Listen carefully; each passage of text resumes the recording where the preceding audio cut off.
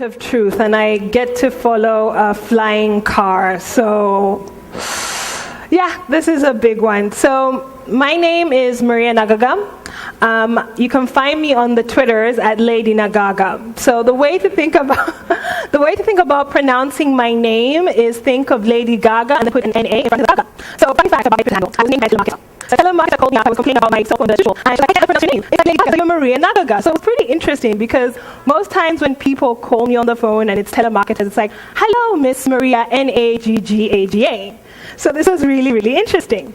So I have two confessions to make. One, I am brand new to web development, so don't judge me. Two, this is not a technical talk. It's more of an inspirational talk on how to bring all technologies to new people. So every single time I mention ASPnet to the developer audience that I speak to as an evangelist, which is predominantly students and young startups, I get one of these two responses. It's either legacy or what? Like literally, what is this? So legacy is a really tricky word to use because it means a lot of things to different people. Legacy can mean limited. And limited in a sense that it could be limited edition. That could be a good thing. It could be accessible by a few people, but could be really, really good. Legacy could also mean exclusive, premium quality, it's guaranteed. And if you think about the way enterprise has used ASP.NET in the past, this has been true. But sometimes, especially with the audience that I deal with as an evangelist, legacy means outdated. Now, it's not outdated in a sense that we no longer care about it, but it's outdated in the sense that people don't know about it. And because of that, it's become isolating to particular people. But I like to think of legacy in a more memorable, fun way because I come from a place of love. So, how many of you are Fresh Prince of Bel-Air fans? I loved Fresh Prince, right? And it was the first show I was allowed to watch alone, which didn't require parental guidance.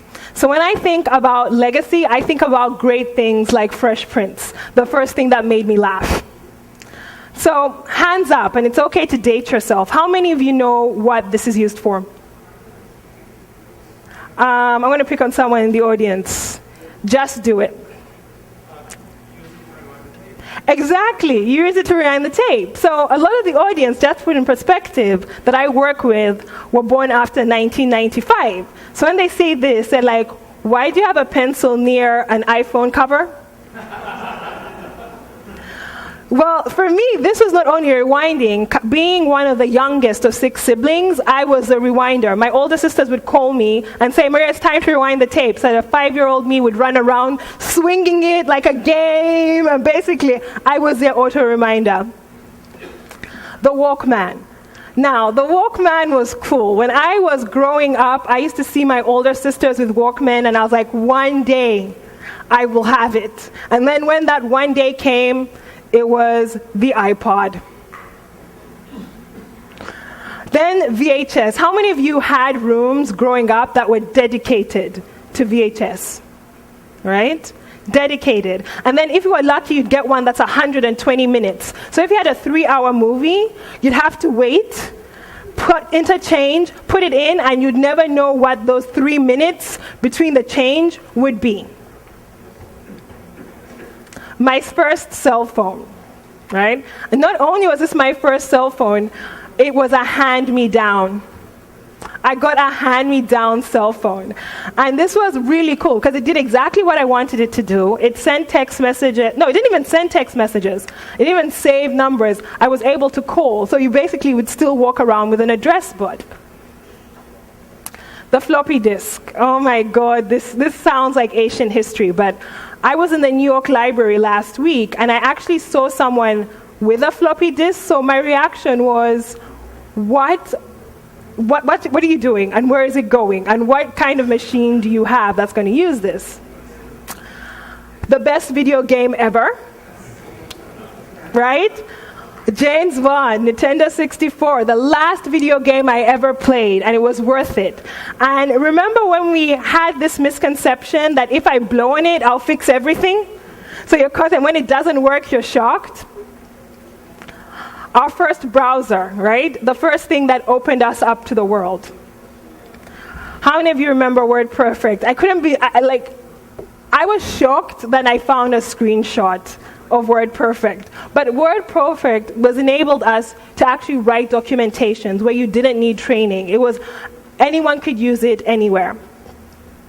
COBOL, now this was before my time, so I actually feel quite nice about this. This was before my time, but COBOL was the first people's interaction to programming. And Pascal. And then Micromedia, how many of you remember these? Dreamweaver, Flash, Cold Fusion. Dreamweaver was my first IDE. It was my first experience. So what I'm trying to say here is that it's all the same. We're just moving through evolution. So it's just like how when you think about Batman, when Batman came out, it was a classic. It was amazing. We had some new add-ons in the 1960s when we had Robin, so he had a sidekick. Then we had Michael Keaton, who to me is still one of the greatest Batmans ever. I remember my friends coming over, we'd watch it, it was exciting. No matter how bad the movie got, we kept on going. And then we had Val Kilmer and George Clooney, which we choose to forget ever happened. It's like, never happened. It never, ever, ever happened. And then it came up again, right? We had Christian Bale, and he made Batman cool to the extent that the Joker was amazing, that we loved Heath Ledger more than we loved Christian Bale. So when we're thinking about technology, it's kind of the same thing, it just looks different over time. So for me, who loved Michael Keaton, I also loved Christian Bale. And to the younger generation who didn't know Michael Keaton, Christian Bale still made Batman really, really cool. So ASP.net now. Now, confession, as I told you, I'm really new to the web. I touched the web for the first time as a developer in November last year, as a challenge from a colleague of mine to try something new. Now, as an evangelist, I work with a variety of developers, predominantly students, university, a lot of game developers, indie developers, and a huge number of web developers. So to the web developers, the question about ASP.net is why, right? Why in this day and age would I be looking at ASP.net? What does it do for me, and how can I work with it? So when most people think of ASP.net, they think about Windows, predominantly Visual Studio, and being consumed to one platform, right? You can only know one way to do things in one particular environment. So let's look about developing the web today. So I don't know about you guys, but developing the web today is a beast. Do people agree? Like, it's a huge number of things that you have to do to get things going. So I used to call it a beast, but when you think about it more than anything else, it's the ability to be flexible and to work with various libraries to tell a story. So I found this really cool screenshot. I love Napoleon Dynamite, so this worked best. So I'm a developer. A basic web developer in 2004 installs Node, installs Bower, picks from a ridiculous number of CS frameworks that they can work with, picks a responsive approach, has a billion other things to do, and then at the end they pick HTML. So when I first saw this, I was like, wow, the web is becoming really, really cool. Because when I went to school, and I graduated from school 3 years ago, we couldn't even get credit for doing a web class. I don't know if it's the same for everybody else, but you had to be hardcore in object-oriented programming. But the web has come so far.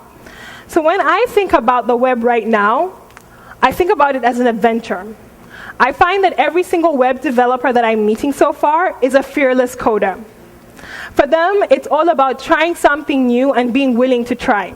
So last week, we hosted NASA Space Apps at the Microsoft office. And we spent the whole week working on a photo booth, which was built entirely on Node.js and used a whole bunch of libraries. So it was hours after hours of trying all these new things, and predominantly everyone on my team is C# and Java. And then we have Stacey on our team, who's a web developer. So when she saw this project, she tried like a million different frameworks in one afternoon to make it work. And I found that incredibly inspiring. So it comes back to why are we looking at ASP.NET right now? And why would it be flexible to the current web developer as they stand? So we all know this, ASP.NET is truly cross-platform. It actually enables you to build in an environment that you're used to, and complete flexibility. Most importantly, it's open source.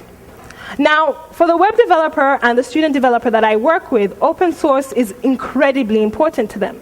Because right now, as a student, being a CS student, it is completely and utterly competitive, right? It's not enough to be the best in your class. It's not enough to have done a bunch of interviews. But it's more important to know the projects that you've been working on. And open source provides you with that gateway to be part of a community. So once you tell this story to the developers that I'm working with, it changes to why ASP.NET to I'm interested. They're finally listening to you, and they're willing to start the conversation. So when starting a conversation, it's more important to think about what's familiar to a developer. So how many people here use Visual Studio on a daily basis? How many of you use other IDEs? What are some of the IDEs that you use? Eclipse, right? That reminds me of school. Yes. IntelliJ. Xamarin Studio, right? And then you have to list on. So I wanted to try ASP.NET the first time, the group I had sold it to, right? I had gone it was kind of like I was, as a true evangelist, I was going from school to school selling the word of ASP.NET. So I was like, I'm going to make it really simple for you. I am going to show you how to do it in Visual Studio. File, new project, boom, right? You have your ASP.NET vNext project up and running. And Visual Studio makes it really simple for you, right? We have Grunt, Task, Bower, Gulp. They're all inbuilt into the project. So it's up to you as a developer to customize it, right? So I remember sitting in the classroom, and I was sitting in a classroom in the Microsoft office, and I had a bunch of startups in, a couple of students in, and I showed this to them, and they were really excited, but nobody was following along. And I was like, guys, what's up? They're like, yeah, we like Visual Studio, it's great, but it takes us like about an hour or two, or even sometimes 5 hours to download it. So in the situation that I was trying to show it to them in, it wasn't really working for the developer that I was trying to reach. So I had to go back and rethink how I was going to bring this to a new audience. So I wrote this blog post, Getting Started on ASP.NET vNext Running on a Mac, Shazam. So how many of you are Marvel fans? Or DC Comic, right? No, not really, kind of? Okay, so I love Shazam because in an instant he just shouts this huge word, Shazam, and he's a superhero from a little boy, right? And that's kind of the way I think about the way you can develop for vNext on a Mac, right? In a couple of lines of code, you're able to deploy to the cloud. So it's all about command line. So one thing that I had to learn on my side, it wasn't about doing file, new project, and then having a miracle. But it was all about having control of your environment. So within 12 to 13 lines of command written in terminal or command prompt, I was able to set up my environment. And this is the power of command line. I was surprised to see how many students, indie developers, loved using the command line. It was important for them to have control of their environment. And vNext is in a place that you can actually do this. It's also bringing them to things that they're familiar with, like Node. So how many people here are web developers, right? How many of you get things done without Node? Oh, wow, okay, this is the first. Like, usually the audience that I talk to, when they're just like, no, everything's done through Node. Like, everything for them is done through Node. Yeoman, how many of you have heard of Yeoman? How many of you have used Yeoman? How awesome is Yeoman? It's pretty awesome, right? Like Yeoman is this great scaffolding tool that allows you to actually install your instance and put in generators of ASP.NET and customize them as you'd like. So it's similar to going to File New Project. What I liked about using it from this perspective was I was able to actually figure out how everything came together. Not only that, it's so open source that you can actually write your own generator, right? So Omnishop has written a really great generator for ASP.NET, and it's something that I really encourage you all to contribute to and look into. So when you open it up and you download it, it's something really familiar, right? It looks exactly like it would look like in Visual Studio. Easy to access. So even to someone who's coming from Visual Studio like myself, this is something that I could completely relate to. But what actually made this really interesting for me, especially for someone who's brand new to the web, is that I was able to put all the pieces together.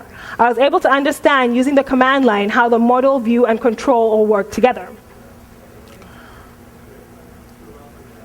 So even becoming more comfortable with foreign tools to myself for things like Sublime, right?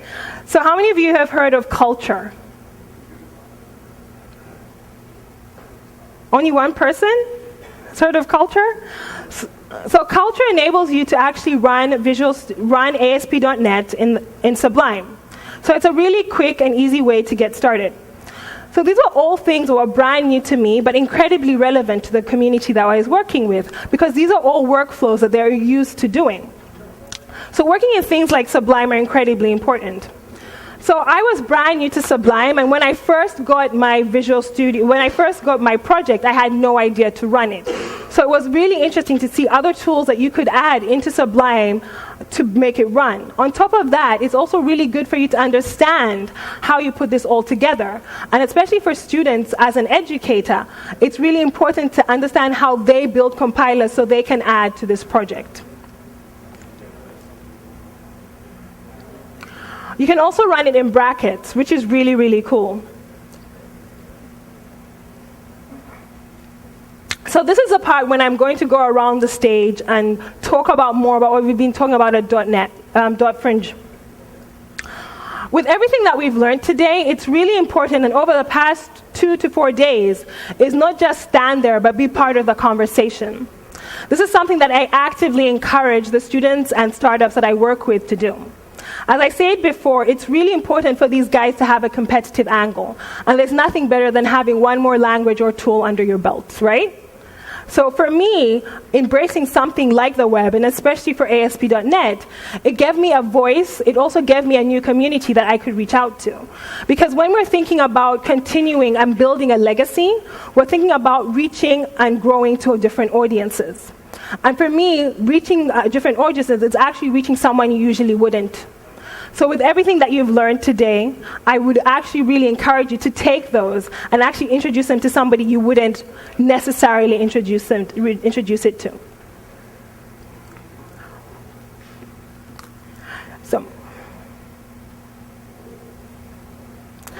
So my talk, as I told you, is really brief. My name is Naggaga.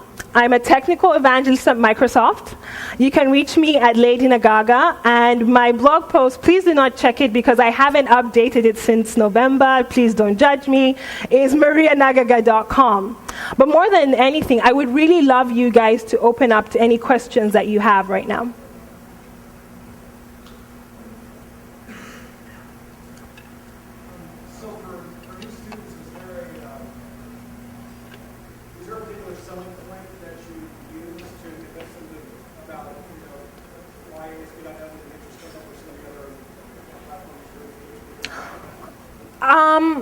So yeah, that's a good question. So I'll repeat it. So his question was, for students, what is the selling point for ASP.NET? Most importantly, it's open source. Students love the fact that they're contributing to something, and it was actually a really interesting learning curve for me, because as a student, I love to just stay in my hole, do all my homework, and I really didn't care about the outside world. But on top of that, it's all the other things that you can use with ASP.NET that is really influential to them. I was actually really surprised as well as how much they actually love C# in comparison to PHP, because it actually makes sense to what they're doing. And there's this huge move, especially with TypeScript, that they really love to be a part of. So it's a flexibility that the open source of ASP.NET has brought, as well as C#, which they really like. Yeah. Do you see uptake by professors in teaching courses, introducing using C# or anything like that, or is this all like after hours outside of school? Like, what are professors teaching these days? Yeah, okay. Majority of the professors are still sticking with Java. They'll love it until the end of the days, right? They'll never let go. They will never let go. And they're using a lot of C++. But then you're finding those few really interesting independent professors who are in schools like Parsons and Pratt, the creative coders who are more open to different things like C#. So that's been an ongoing battle, but it's a trend that's picking up, because I think professors are also like, I use this loosely, like Microsoft, are actually keeping up with the trends as well.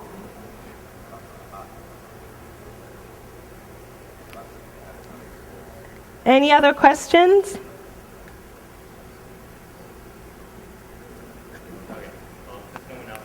So in your outreach to the students, are you also reaching out to the professors and trying to talk to them about kind of updating what they're teaching and that sort of thing? Definitely, and I have to say this has really helped. The fact that we're open sourcing a few things is really important, because when professors hear Microsoft, it's almost like it's pitch and fork. They want to get to you, because they always think as a way that we're going to sell their students new things, or we're trying to enforce a particular platform on them. So actually introducing things like .NET has actually helped the conversation. They're not willing to introduce it in the classrooms yet, but they're actually willing to promote it as a language of choice for the later years. Is your hand up? Oh, okay. Okay.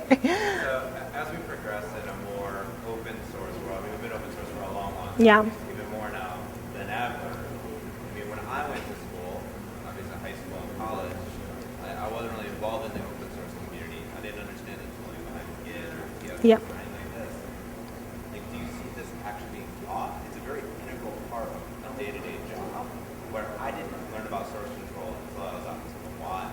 Like, now it's more important for young kids and students to actually be social and understand how Git and how are you bringing, or do you see a trend towards teaching this somehow, or how can we do our part as developers to bring Git and bring source control and bring this community together? So, we do that? okay, to answer your first question, is source control being taught in schools these days? It actually is, and GitHub is the tool of choice, right? Professors are demanding that their students are constantly updating their projects. It's usually the 3rd to 4th year students who are using it, and it's a tool of choice. You're expected to have a GitHub repository when you're interviewing for a job. So I'm shocked when I get resumes for students who are applying for jobs at Microsoft.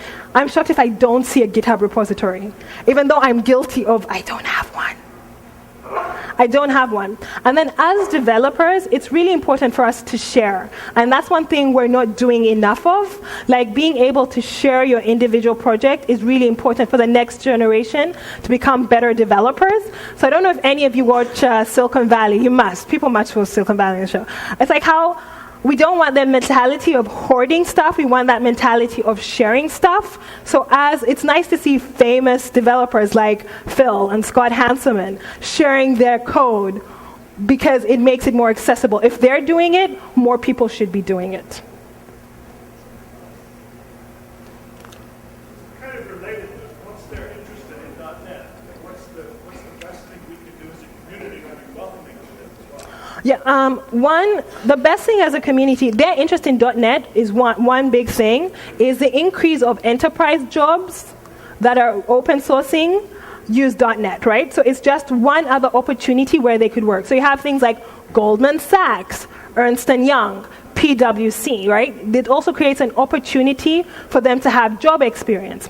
As .NET developers, it's also being able to work in tools. So if you're a .NET developer who's trying to reach out to a younger group or a new group, it's also really important for you to use tools that are relevant to you. As I gave that example of, I used Visual Studio, and it was just like, too much work, right? And then I used Sublime, and I was like, oh, this is really cool. So that blog post that I wrote was the most successful blog post I've ever written. Like, I actually got tweeted and retweeted by people, and I was like, people are actually Googling, or Binging, as I should say, and my name shows up.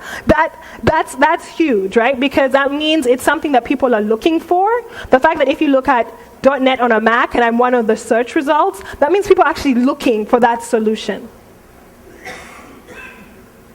I think his question is also like, what could we, like us in the audience here, do to help welcome those new people, new students? Do you know what I would love to see? I would love us to do a .NET tour across major campuses in the United States. I'd like us to get people who are building .NET, especially in the open source community, coming to these schools and telling them why it's important. Once we start doing that, we build new fans, and then we become a legacy where it's more about the glory days and the continuation and growth of it. So we should get out and talk to people.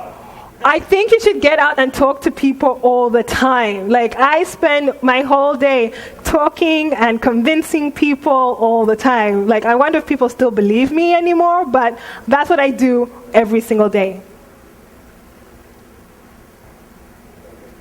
Still have 2 minutes. Any questions? No? Okay. Thank you.